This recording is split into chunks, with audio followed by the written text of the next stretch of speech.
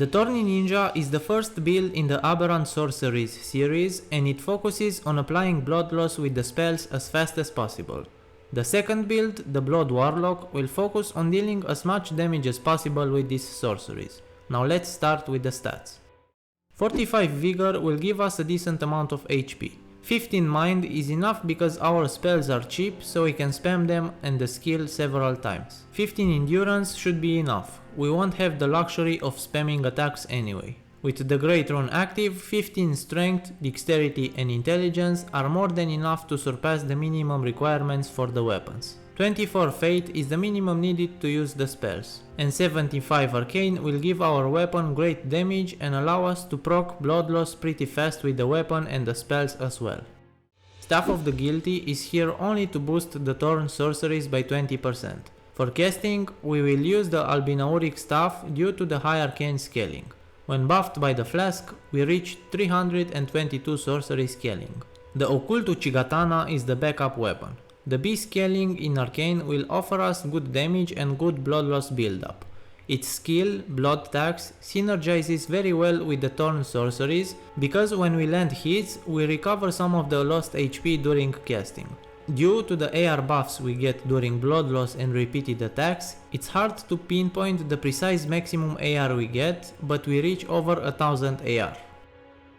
The White Mask is our headpiece. It will boost our AR by 10% if something nearby suffers from blood loss. Alberic's Altered Robe, the Bracers and the Trousers complete the set. The whole set launches us to the grand total of 3 points.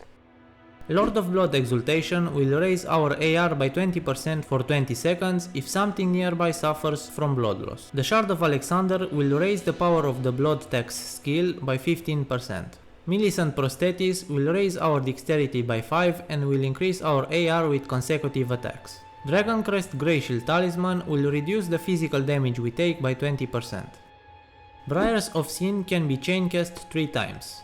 First time is very slow, followed by 2 quicker casts, each having increased range. Luckily, we get some poise while casting it, so we can withstand an attack or 2.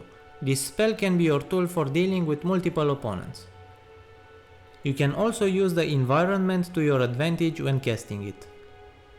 On most non-boss enemies and players, 2-3 casts should be enough to trigger blood loss.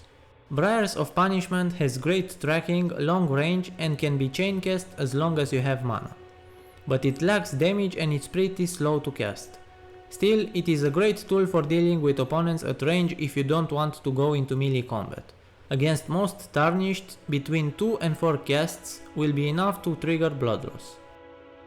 Stormhawk Din is the Spirit Ash for this build.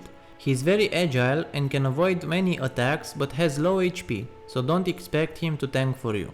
He lets out a Warcry in battles which raises your AR by 20% for 30 seconds. In the Flask of Wondrous Physique, we will use the Intelligence Knot tier for 10 bonus points into Intel and the Magic tier for 20% bonus magic damage. Both tiers will improve the power of our spells for 3 minutes.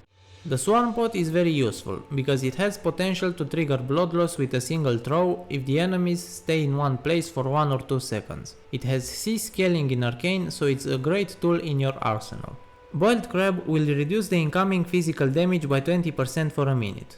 I advise using it against all endgame bosses except Gideon and Elden Beast, since they don't deal physical damage. Against those and everyone else, Exalted Flesh will help you deal 20% more damage with the Uchigatana. Going to 99 Arcane will give you a decent damage boost and it will make the spells, weapon and the Swarm Pot trigger blood loss faster.